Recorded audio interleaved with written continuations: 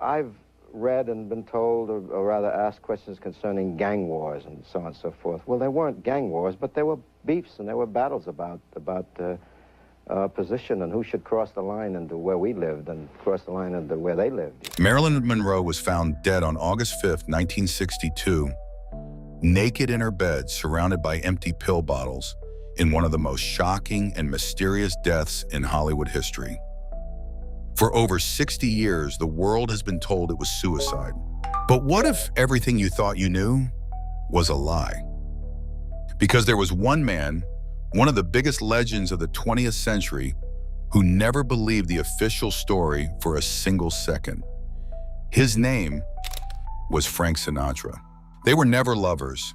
Sinatra himself said Marilyn was too fragile, too broken, too damaged for any casual affair. But they shared something far deeper, a dark, unbreakable bond of trust.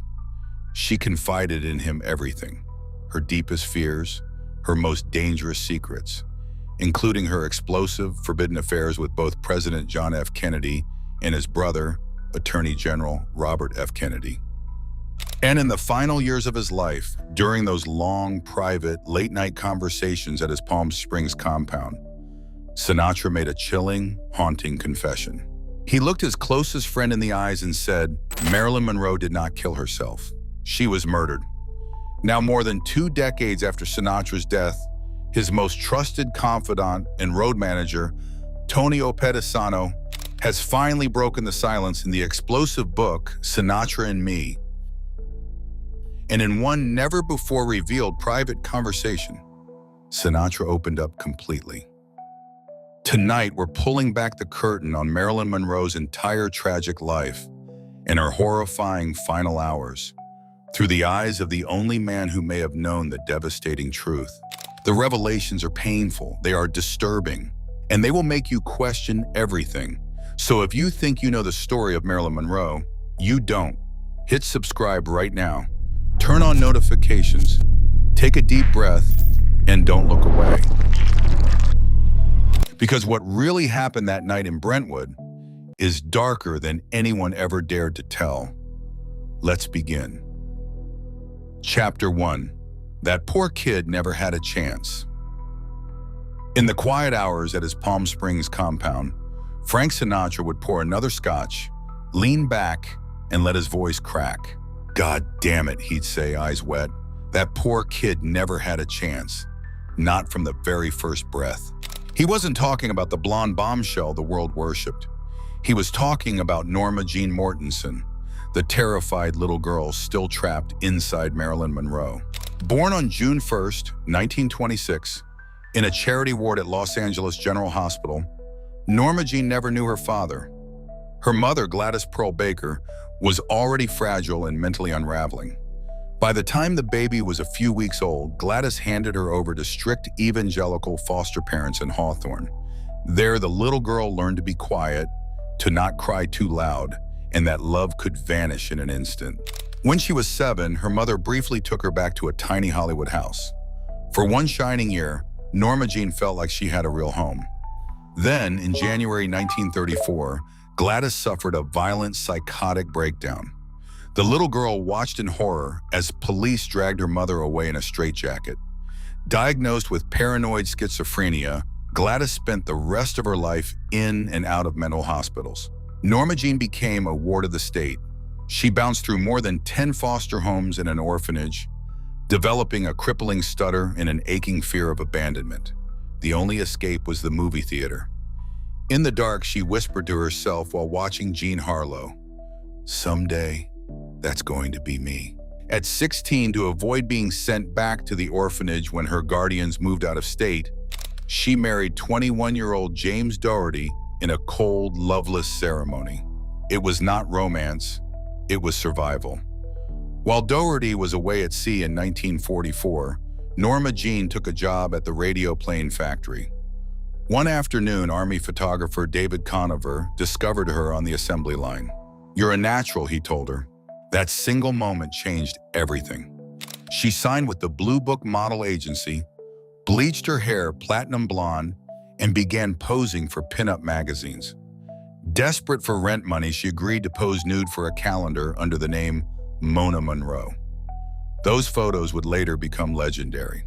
In June 1946, she landed a 6-month contract at 20th Century Fox and officially became Marilyn Monroe. She divorced Dougherty the same month.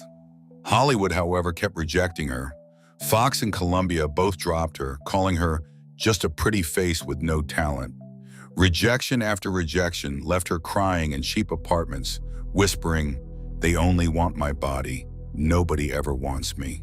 By late 1950, broke and nearly hopeless, she became the protege and mistress of powerful agent Johnny Hyde. He believed in her when no one else did and helped her land breakthrough roles in All About Eve and The Asphalt Jungle. The scars from her childhood never healed. That fragile, abandoned little girl had learned the most dangerous lesson of all. Love could be taken away in a heartbeat. And that same terrified child would one day trust the wrong powerful men with secrets that would eventually destroy her. Chapter 2.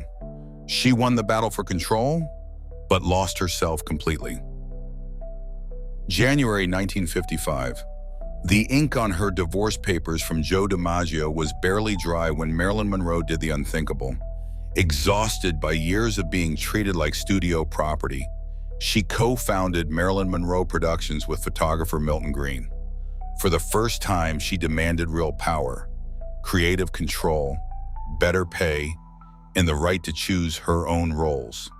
She sued 20th Century Fox, fighting tooth and nail for the freedom no one had ever given her. The Hollywood bosses were furious. Headlines screamed that the sex symbol had gone mad, but Marilyn refused to be owned anymore. She packed her bags and fled to New York. In the cold, gray streets of Manhattan, she enrolled at the legendary Actors Studio under Lee Strasberg. For the first time since childhood, she wasn't just acting, she was tearing herself open. In one raw, private session, she collapsed sobbing on the floor, reliving the day her mother was dragged away in a straitjacket. The glamorous blonde the world worshipped was finally letting the broken Norma Jean speak. But every step forward came with a devastating price. In June 1956, she married playwright Arthur Miller, the brilliant intellectual the press called the brain to her body. Their London wedding seemed like a fairy tale. She wanted stability. She wanted respect. Instead, the world mocked her as the darling of the left-wing intelligentsia, and the marriage quickly turned toxic. Miller's insecurities clashed with her emotional needs. Their fights grew darker by the day. While filming Bus Stop that same year, she gave one of her most acclaimed dramatic performances as the fragile saloon singer Cherie. Critics finally praised her talent. Off-camera, however, she was unraveling. She arrived late almost daily, eyes swollen from crying and pills. The barbiturates that began after DiMaggio had become her only constant. Nembutal to knock her out, champagne to wash them down when they made her sick. Her new husband tried to help, but his own demons only made everything worse. Next came the Prince and the Showgirl in England, a huge risk she produced herself. Laurence Olivier treated her like a silly child. The set was tense and cruel. One night she collapsed unconscious in her hotel from an overdose. Miller rushed her to the hospital while the studio desperately covered it up. The more power she seized, the faster she was falling apart. By 1959, Some Like It Hot should have been her crowning triumph. She was luminous and hilarious as sugar cane. The film was a massive hit and earned her a Golden Globe. But during production, she suffered a miscarriage, the baby she had desperately wanted with Miller. The grief crushed her. She locked herself in her trailer for days, surrounded by empty pill bottles and half-drunk glasses of vodka. Co-stars whispered she was impossible. The old label Unreliable followed her like a curse. Then came The Misfits in 1960, the film Arthur Miller wrote in as a love letter to his wife. Shot in the brutal Nevada desert heat, it became a nightmare. Marilyn played a lost, divorced woman among aging cowboys. On camera, she was brilliant. Off camera, she was disintegrating. She drank heavily now, mixing alcohol with barbiturates until she blacked out between takes. One afternoon, she was found unconscious in the dirt, barely breathing. An ambulance rushed her away for emergency treatment. Meanwhile, her marriage died in real time. Miller began an open affair with photographer Inge Morath right in front of her. Marilyn said nothing. She simply took more pills. Amid the chaos, she sought comfort in secret affairs.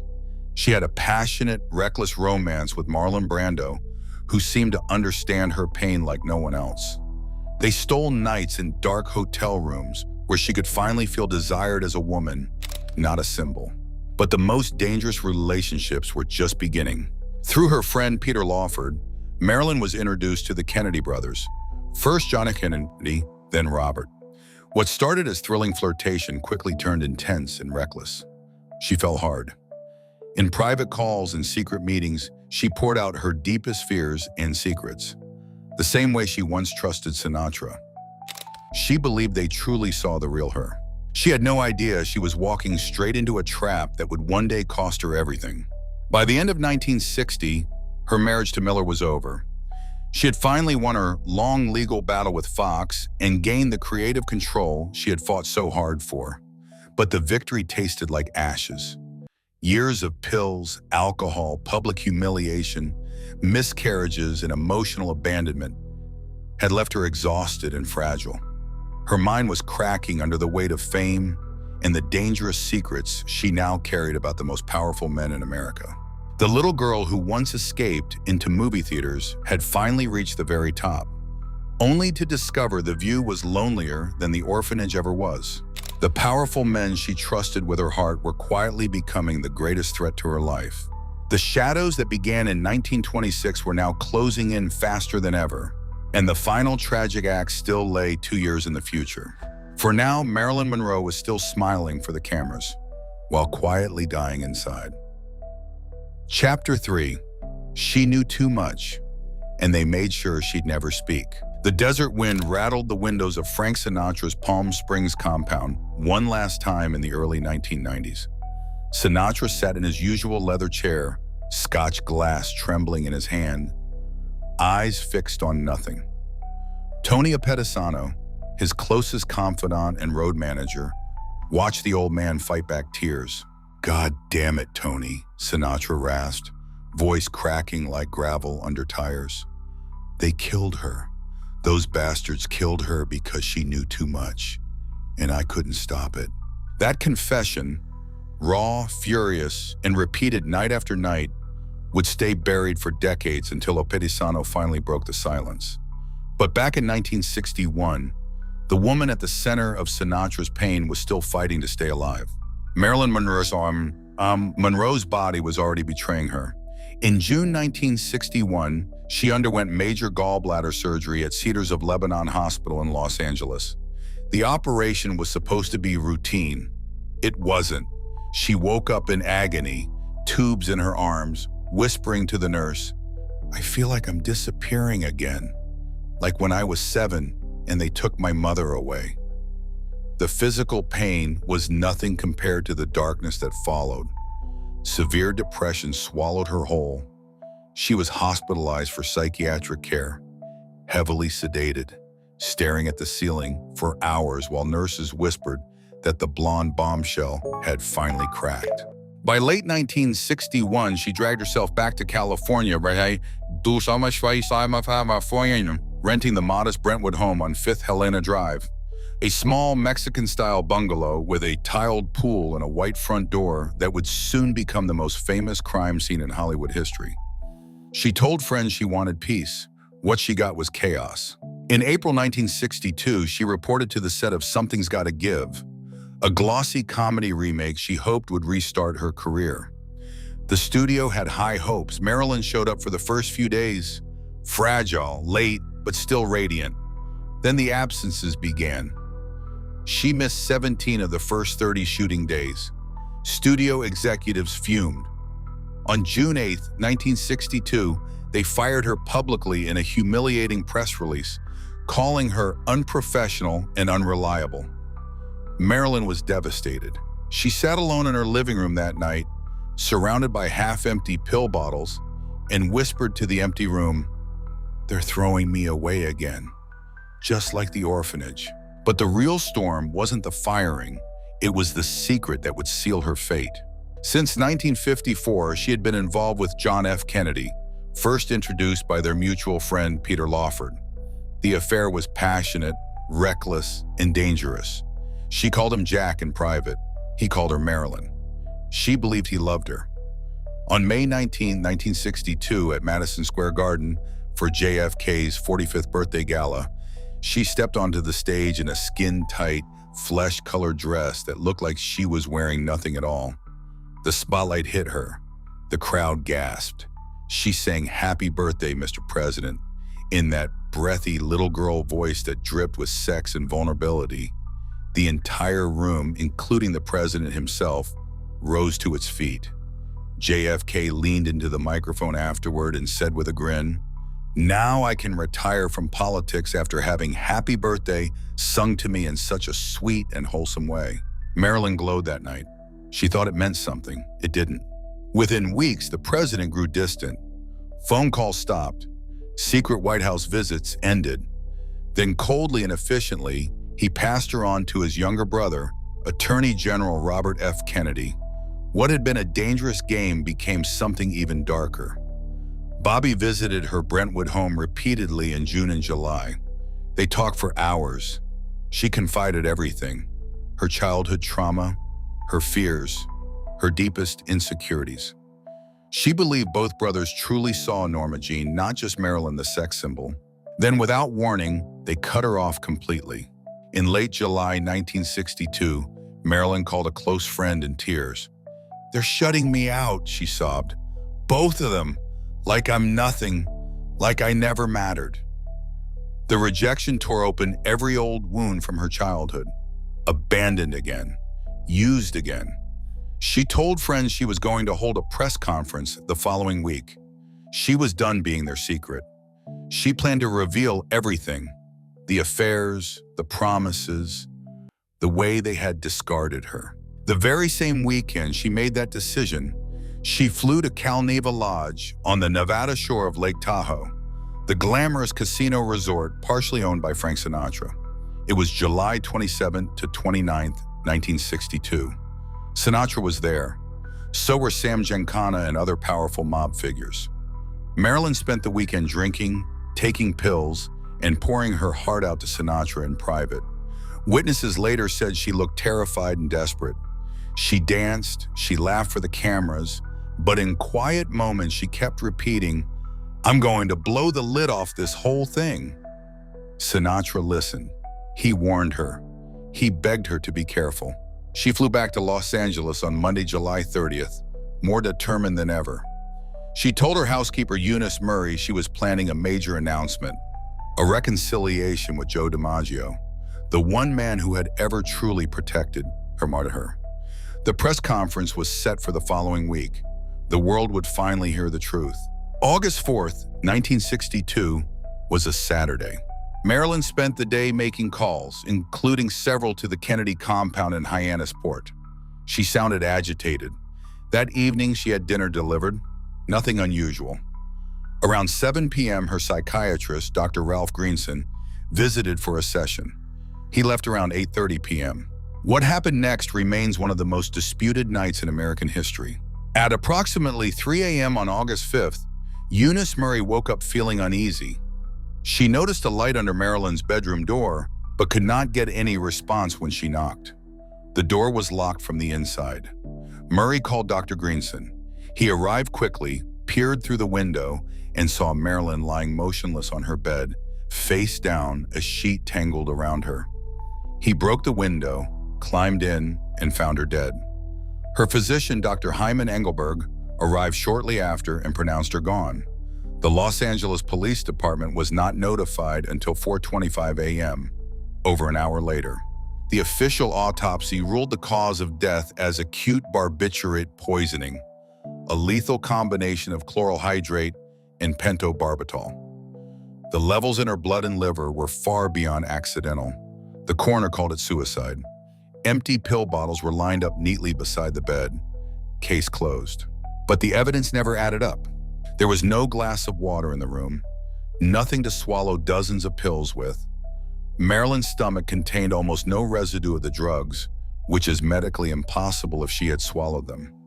Forensic experts later pointed to the possibility of an imbal suppository, a rectal dose of barbiturates that would leave no injection marks and no stomach contents. The position of her body suggested she had been moved after death. The housekeeper later admitted in interviews that she had washed the sheets before the police arrived. Worse, multiple witnesses placed Robert F. Kennedy in Los Angeles that night. He had flown in secretly. Lawford's house phone records showed frantic calls. A secret tape recording, later confirmed by several investigators, captured the sounds of an argument in Marilyn's bedroom that evening. Peter Lawford's voice, an enraged Bobby Kennedy, and Marilyn's own distraught cries.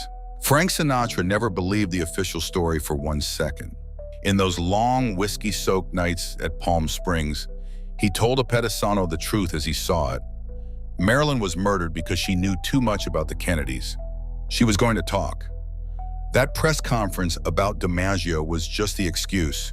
She was ready to blow the whistle on Jack and Bobby. The mafia was involved too. Giancana's boys helped clean it up. They used a rectal suppository so there'd be no needle marks, clean, professional, and impossible to prove. Sinatra's voice would drop to a whisper. If that press conference hadn't been announced, she might still be alive. But she trusted the wrong men, just like she always did. He was haunted by her until the day he died. Late at night, he would sit with Dean Martin and Sammy Davis Jr. and talk about that poor kid until dawn, replaying every detail, every warning he had given her at Cal Neva that final weekend.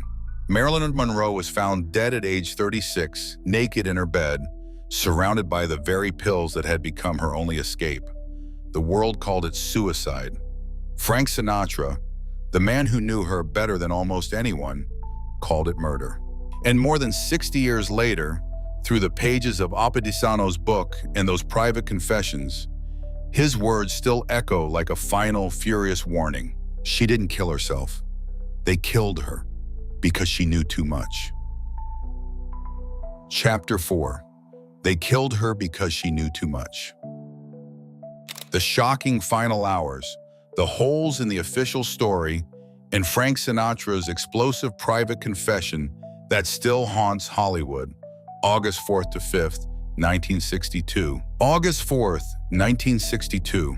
A warm Saturday night in Brentwood, Los Angeles. The modest white bungalow at 12305 Fifth Helena Drive sat quiet under the palm trees, its tiled roof glowing faintly under the streetlights. Inside, Marilyn Monroe, 36 years old, the most famous woman on earth, was alone with her demons. She had spent the day making phone calls, several to the Kennedy compound in Hyannisport. Her voice, according to friends who spoke to her, was agitated, desperate.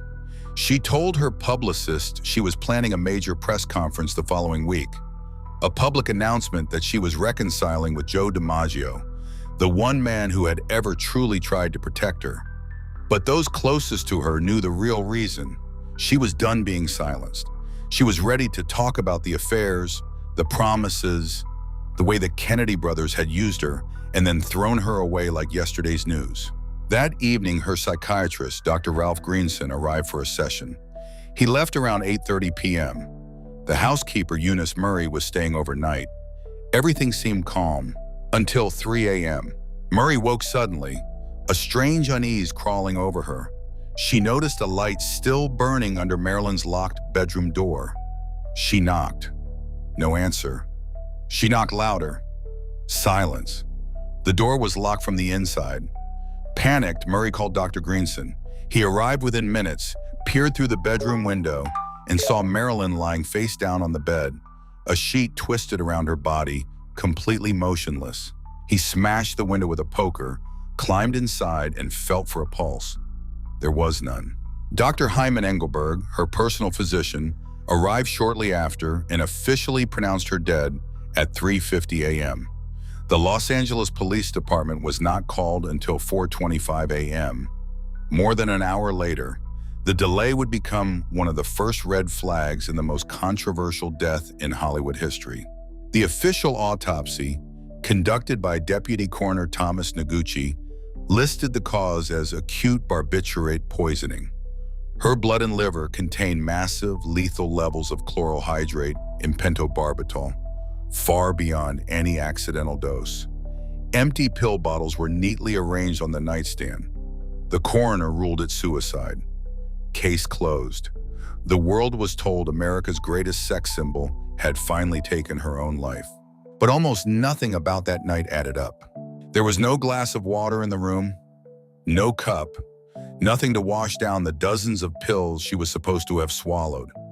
Marilyn's stomach contained almost no trace of the drugs, medically impossible if she had ingested them orally.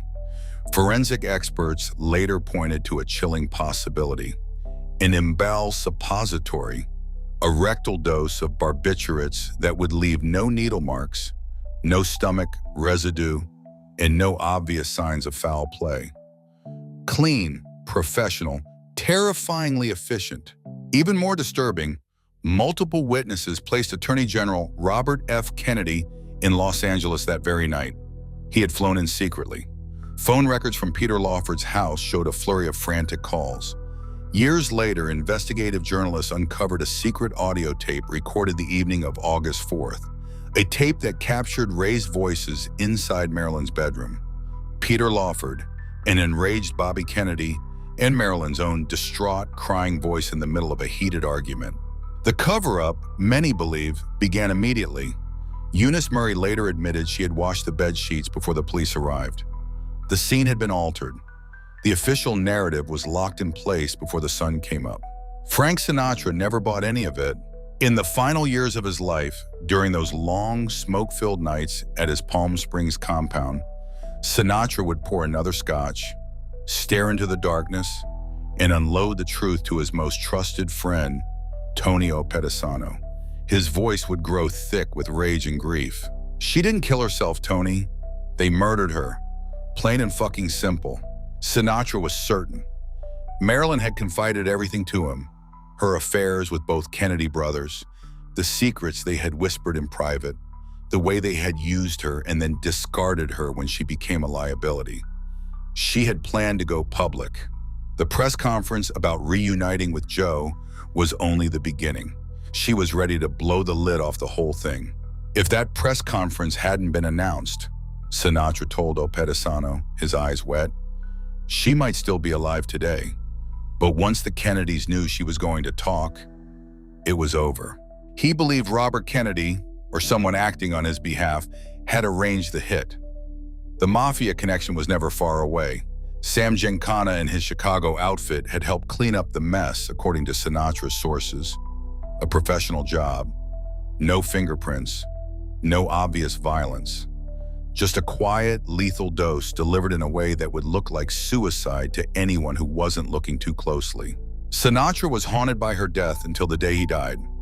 In the early morning hours, long after the Rat Pack parties had ended, he would sit with Dean Martin and Sammy Davis Jr.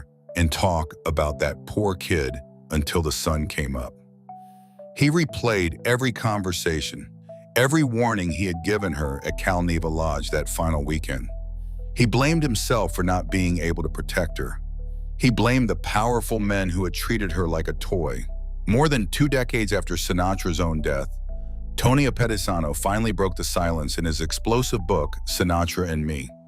For the first time, the world heard the raw, unfiltered words Sinatra had repeated in private for years. Marilyn Monroe did not commit suicide. She was murdered because she knew too much about the Kennedy brothers, secrets that could have destroyed the presidency and the family's carefully guarded image. The little girl who once escaped into movie theaters, the woman who fought the studios for respect, the star who trusted the wrong powerful men with her heart and her secrets, had finally been silenced forever. The official story remains suicide. The evidence, the witnesses, the inconsistencies, and Frank Sinatra's dying confession tell a much darker truth. She didn't choose to leave this world. Someone made the choice for her. And more than 60 years later, the shadows that began in that orphanage in 1926 finally swallowed Marilyn Monroe whole. And so the curtain falls on one of Hollywood's darkest tragedies. Marilyn Monroe rose from the ashes of a broken childhood to become the ultimate symbol of glamour and desire, only to be used, discarded, and ultimately silenced by the very men she trusted.